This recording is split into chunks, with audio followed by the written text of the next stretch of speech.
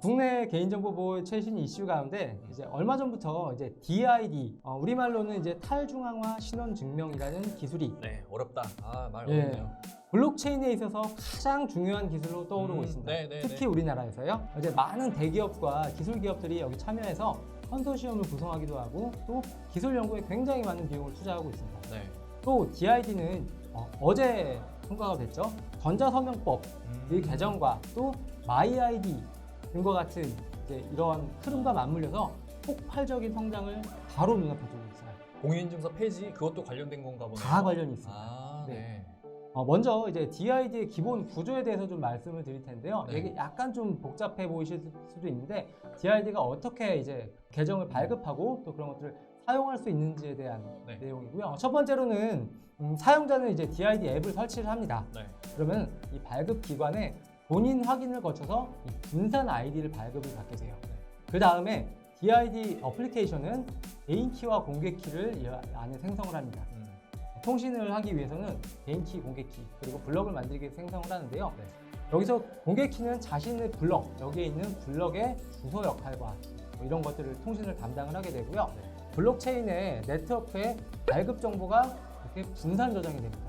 그렇게 되는 것으로 분산 아이디 발급 절차가 완료가 되는데요. 여기까지는 약간 좀 생소하실 것 같아요. 블록체인의 기본 구조를 아시는 분이라면 이해하시는데 크게 어려움은 없으실 것 같은데. 네, 기본 구조 그대로라고 보시면 되고요. 네. 다만 한 가지 다른 점은 개인의 신원 인증을 통해서 인증을 하면 개인 키와 공개 키가 생성이 되는데 이게 반드시 이 스마트폰 본인의 단말기 안에 저장이 됩니다. 개인 키, 개인 키가 여기에 단말기 안에 저장이 되고 그렇지만 네. 뭐 대충 아무데나 놓지는 않고요. 안전하게 시큐어 영역을 확보를 해가지고 소프트웨어든 하드웨어든 유출되지 않은 공간을 만들어서 그곳에 집어넣어 놓습니다. 그럼에도 불구하고 스마트폰이 도난당하거나 뭐 탈취당해서 스마트폰이 해킹되면 네, 털리는 거잖아요. 문제가 될 수 있죠. 네. 네. 아마도 지금까지의 모든 보안 솔루션들은 도난에 대해서, 탈취에 대해서 다뤘을 것 같아요. 네. 그렇지만 블록체인 같은 경우에는 분실이 훨씬 더 문제가 커집니다. 네. 왜 그런지 계속 말씀드릴게요. 알겠습니다. 그리고 이렇게 블록체인 아이디를 발급을 받고요. 그다음에 실명 확인이나 또는 문서 제출, 물품 대여를 위해서 본인의 분산 아이디를 이용기관에 제출을 할 때 블록체인 네트워크에 분산 아이디를 검증을 한 다음에 이력을 블록체인에 분산 저장하게 됩니다. 그게 이제 블록체인의 기본 원리이고요. 이렇게 은행권이나 이런 산업계에 DID가 도입이 되게 되면요. 고객들은 이 DID 기반의 모바일 어플리케이션으로 비대면 계좌 같은 거 만들 수 있는데 서류 같은 것들을 비약적으로 줄일 수가 있어요. 지금 같은 경우에도 뭐 모바일에서 비대면 계좌 개설을 할 때 이것저것 되게 막 뭐 문자 보냈다가 인증 받았다가 되게 절차가 좀 복잡하잖아요. 그쵸. 창구에 안 갈 뿐이지 앉은 자리에서 한 10분, 20분 해야 되잖아요. 그런 것들을 많이 단축시킬 수 있나 보네요. 일단은 기본적으로는 DID가 가진 첫 번째 기능은 인증이고요. 예, 인증 과정이 그냥 이것을 로그인하는 것으로 다 끝납니다. 신분증 촬영하고 뭐 이렇게 캠으로 이렇게 얼굴 인증하고 그런 거 다 필요 없는 거네요. 그럼요. 이니셜이라는 그 SK텔레콤의 DID 제품 앱인가 보죠? 네, 앱이고요. 네. 여기에서 어떤 것을 할 수 있냐면 내가 그동안 저장해뒀던 개인정보가 저 앱 안에 있습니다. 그리고서 내가 그 중에서 뭘 제출할 것인지, 뭘 제공할 것인지를 보시는 것처럼 체크박스 형태로 해서 그냥 체크해서 공유하기, 제출하기 하면 끝입니다. 그 과정상에서 전자서명 필요 없고요. 별도의 공인증서 로그인 필요 없고요. 그냥 이 자체로 다 끝납니다. 나의 신원을 증명할 수 있는 그런 뭔가 자료들을 통합적으로 관리해 줄 수 있는 앱인가 보네요. 그래서 여기에서 이제 얘기하는 게 이제 마이 아이디라고 해서 개인정보에 대한 주권은 나에게 있다. 이런 사상이 사실 이 블록체인 DID에서 구현이 가능합니다. 그래서 지금 여러 회사들이 이 지금 DID라는 기술에 굉장히 많은 투자를 하고 있고 이것을 통해서 모든 회원 정보를 관리하고 대부분의 대기업이 들어와 있다고 보시면 됩니다. 블록체인 기반이니까 보안도 예전보다 훨씬 뛰어날 거고 사용자 입장에서도 훨씬 사용자 경험을 좋게 만들어 줄 수 있겠네요. 굉장히 편리하고 안전합니다. 그리고 데이터 경제에 이용할 수가 있어요. 지난 4월 말에 행정안전부에서는요 블록체인 기반 모바일 신분증 서비스 구축 사업을 입찰 공고했습니다. 제가 알고 있기로는 관련 대기업들이 지금 전부 다 준비 중이고요. 사업은 아직은 크지 않습니다. 내용을 보시면 현재는 이제 공무원증을 DID 어플리케이션을 발급해서 인증 체계를 구축하는 사업인데요. 밑에 보시면은 나아가서 장애인증, 운전면허증으로 사용 범위가 확대될 예정입니다. 현재는 공무원까지인데 네. 운전면허증까지 가게 되면 거의 전 국민이라고 그렇죠. 보셔도 될 것 같고요. 네.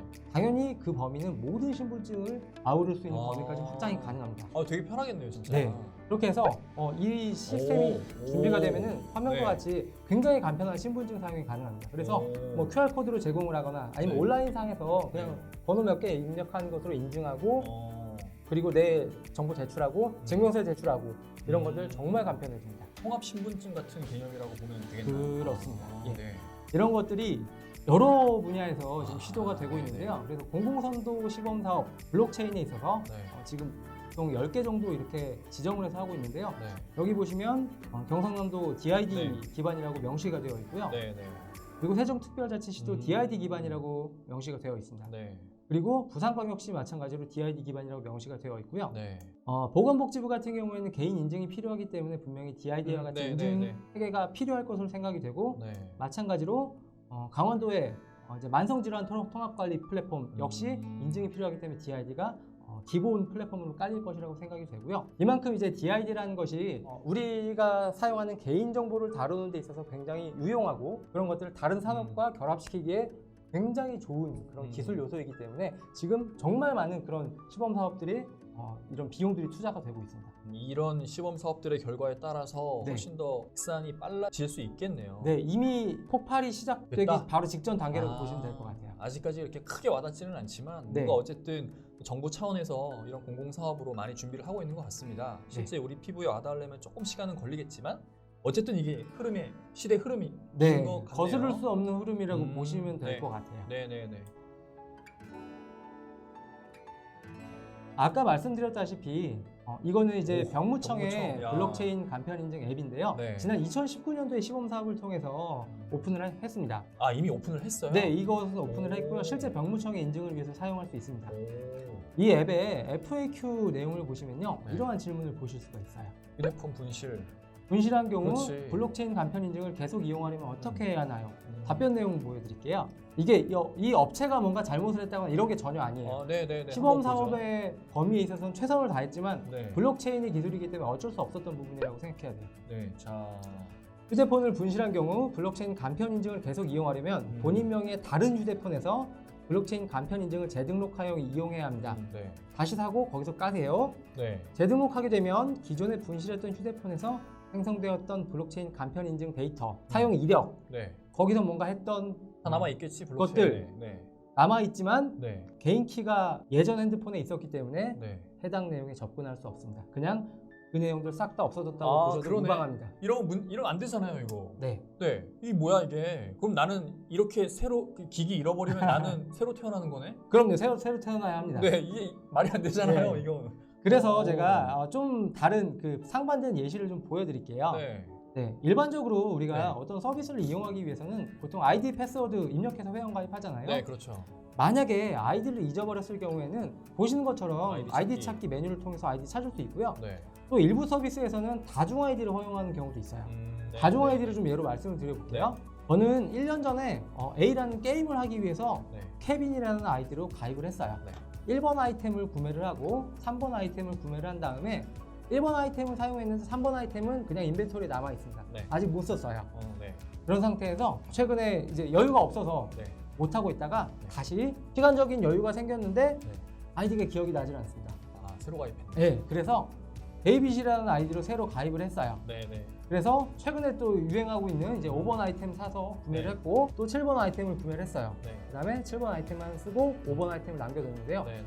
그때 갑자기 전에 구매했던 3번 아이템 내가 분명히 돈 주고 샀는데 네. 어떻게 하지? 네, 이럴 경우 어떻게 되냐면요. 일반적인 관리 시스템에서는 이런 식으로 테이블이 구성이 되어 그렇죠. 있습니다. 다 이렇잖아. 네, 지금까지 다 그래서 이렇죠. 아이디가 다르더라도 분명히 고객을 알아볼 수 있는 이제 프라이머리 키는 별도의 고유 식별자들은 다 가지고 있기 마련이잖아요. 네. 그래서 어떻게 해줄 수 있냐면요. 이렇게 앞에 고객 번호로 이걸 통합을 네. 해.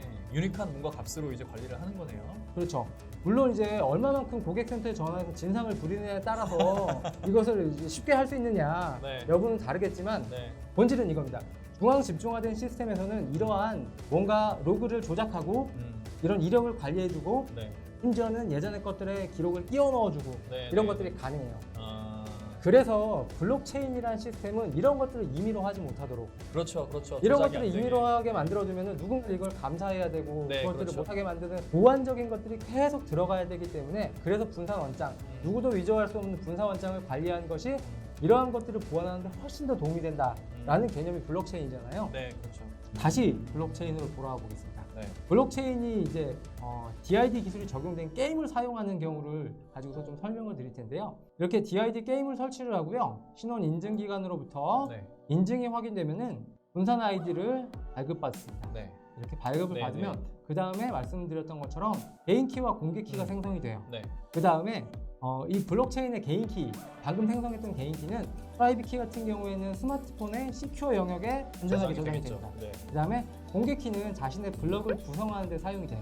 이렇게 준비가 완료된 상태에서 게임을 이제 시작해 보겠습니다. 네. 마찬가지로 1번 아이템, 3번 아이템 구매해서 1번만 사용했습니다. 네. 그리고 네. 핸드폰을 잃어버렸네. 분실했습니다. 네. 그 다음 어떻게 해야 될까요? 새로 사야겠죠. 네. 그 다음 이제 제일 먼저 취해야 될 조치는 이제 스마트폰 구매하고 네. 마찬가지로 이제 게임 설치합니다. 네. 네.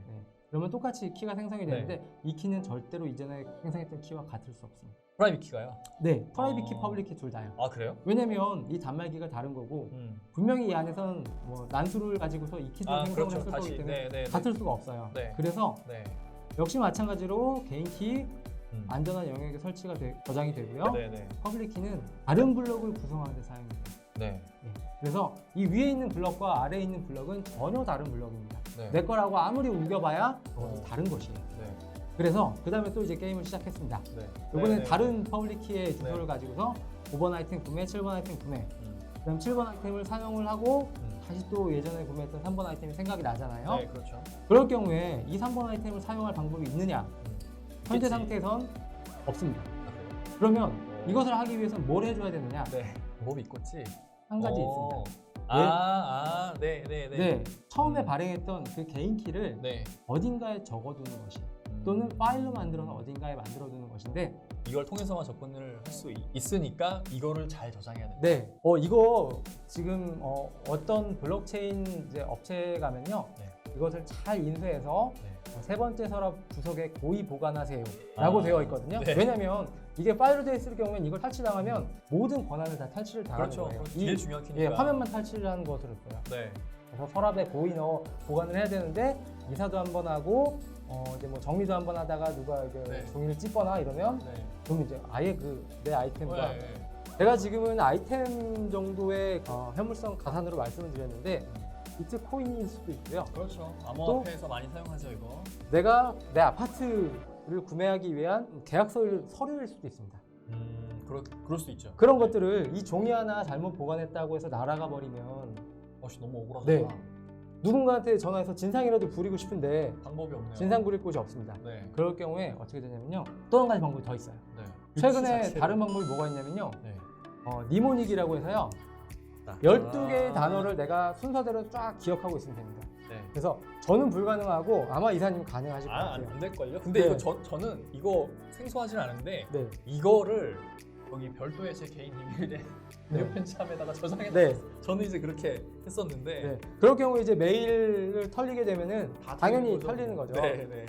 그래서 다시 한번 좀 앞으로 돌아가 보면은 네. 이 지금 DID라는 또 블록체인이라는 것이 충분히 대중화가 되어가고 있잖아요. 네. 대중화가 된다는 것은 저희 같이 그나마 IT에 익숙한 사람들이 아니라 할머니 할아버지. 정말 그 종이를 어디 무슨 뭐저 금고에다가 보관을 하던 아니면 네. 뭐 어디 나만 알고 있는 그런 데 이렇게 보관을 하는 진짜 완전 과거로의 회귀가 되겠는데요? 네, 그래서 사실 블록체인이라는 게 어떻게 보면 중앙화된 시스템을 탈피해서 네. 분산해서 다 이런 것들 나누어 관리하자. 탈중앙화인데 예, 인데 네. 그렇지만 지금에 있어서 현실적으로 증명된 방법은 현재까지 단 하나였습니다. 그게 뭐- 여기에 있는 그 시큐어 엘리멘트에 저장되어 네. 있는 이 개인 키를 네. 신원 인증 기관의 인증 과정을 거쳐서 네. HSM에 백업하는 게 유일한 방법이었습니다. 현재까지는 이게 네. 유일하다. 현재까지 이게 유일한 방법이고요. 네. 여기에 이렇게 각각의 개인 키를 안전하게 음. 시큐어 채널을 통해서 백업하는 것만이 음. 이러한 이런 경우에는 분명히 이 보관하는 과정들도 네. 안전하게 해줄 수 있어요. 고객 네, 센터에서 해줄 수 있는 부분이에요. 네. 그래서 아까 말씀드렸다시피 최초의 그 블록체인의 사상과는 조금 다를 수 있지만 네네네. 그렇지만 서비스의 이용성을 위해서 네. 이런 것들이 분명히 필요한 것이 현실이고 실제로 지금 많이 이제 네. 입찰 공고 나오고 있는 프로젝트들에서 네. 이러한 시스템이 지금 들어가고 있습니다. 그럼 아까 그 사례로 보여주셨던 그 게임 아이템 네. 같은 경우에는 그 네. 게임을 제공하는 회사가 네, HSM 장비가 있었으면 네, 찾을 수 있었겠네요. 그렇죠. 할 수 있죠. 네. 이 키를 물론 다른 아무데나 저장해 놓을 수는 있겠지만 네. 그러면 분명히 문제가 생기기 때문에 그렇죠. 절대로 탈취될 수 없다고 보증되는 이런 HSM에 저장을 해야 되고요. 그 영화 레디 플레이어 원이라는 영화 있는데 네. 보셨어요 혹시? 아주 좋았습니다. 거기 보면은 정말 중요한 시스템의 패스워드를 네. 그 포스트잇에다 써놓은 다음에 여기 소파 옆에 붙여놔요. 그거 저기 탈취당해갖고 해킹되거든요. 네. 야, 그런 HSM 같은 게 필요하겠네요, 진짜. 네, 꼭 필요하다고 보실 수 있고요. 그리고 또 한 가지 좀 이슈가 있는 게 네. 지금까지의 HSM은 뭐 인증서 몇 개, 네. 뭐 기업에서 사용된 암호키 몇 개 정도를 보관하기 위한 장비였어요. 네. 그래서 이 키들이 지금 한 2kb에서 8kb 정도가 되는데 키들을 일반적인 이제 폴더에다가 파일 시스템에다가 네. 바이너리 파일로 저장을 하거든요. 네. 키가 5천만 개 이상이 저장이 되어야 됩니다. 와, 5천만 개면 와. 네. 뭐 우리나라 전 국민도 다 장비 하나에서 커버할 수 있는 거예요? 사실은 예전에는 불가능했습니다. 네. 한 대당 뭐 기껏해야 몇만 개 정도를 네, 커버할 네. 수 있는 수준이었는데 네. 저희가 작년 말에 이제 행안부에서 블록체인 전자증명서 프로젝트를 처음으로 5천만 개의 개인 키를 저장하는 프로젝트를 시행을 했어요. 그거 전자정부? 네. 아. 민원24 쪽에 네. 들어갔고요. 그 지금 기사가 아마 오늘 아침에 뜬 것으로 알고 있습니다. 아, 그런가요? 관련된 링크도 좀 공유해 주시면 감사하겠습니다. 네. 네, 다른 이제 이슈는 데이터 3법이고요. 네. 이 데이터 3법의 내용 먼저 간략하게 말씀을 드리면요. 네. 개인정보보호법에서는 가명정보는 네. 활용할 활용할 수 있다. 네. 그리고 가명정보의 경우에는 그 주체의 동의 없이도 이용 그리고 제공이 허용된다라는 부분. 왜냐하면 빅데이터를 가공하기 위해서. 네. 반드시 필요하겠죠. 네, 그리고 이러한 이제 내용들은 아마 저희가 이제 코로나 초기에 네. 이식별화되지 않은 정보들이 확진자의 정보라고 해서 많이 돌아다니고 유출되고 네, 이런 것들을 네, 볼 네. 수가 있었잖아요. 네, 맞아요. 그렇지만 이제 가명화가 어떤 것이냐면요. 여기 보시면 강북 6번 환자 남 93년생 네. 개인을 알아볼 수 없는 네. 그런 형태로 데이터를 네. 가공을 하고요. 네. 이런 것들이 비식별화라고 볼 수가 있겠고 네. 또 최근에는 그마저도 이제 유효기간이 지난 경우 2주가 이상이 지난 경우에는 아예 비공개하고 이런 것들이 준비가 되고 있습니다. 개인정보 비식별화의 방법은 굉장히 여러 가지가 있어요. 그래서 네. 그 조치 방법은 뭐 가명 처리, 암호화를 포함한 가명 처리나 네. 총계 처리, 데이터 삭제, 데이터 범주화, 데이터 마스킹 등의 방법으로 해서 개인을 특정하지 못하도록 알아보지 못하도록 하게 되어 있고요. 네. 또 이렇게 비식별 조치된 데이터들은 차후에 다시 유출되거나 또는 재식별 시도되거나 하면 안 되도록 되어 있습니다. 관련된 내용이 가이드에 자세하게 나와 있고요. 최근에는 이제 이러한 솔루션들도 좀 발매가 돼서 판매가 되고 있는데요. 이 솔루션의 로직, 그러니까 네, 비식별을 직접 할 것이 아니라 솔루션에 태워서 네. 할 수 있다는 내용인데 여기를 보면요. 이 솔루션의 기능이 암호화를 포함한 가명화, 연계키 생성. 왜냐하면 그 안에 있는 데이터들을 테이블을 조인해서 어떤 새로운 테이블을 만드는 것처럼 네. 연계해서 어떤 좀 더 의미 있는 데이터를 만들어서 그걸 다시 가명화하는 경우들이 굉장히 많거든요.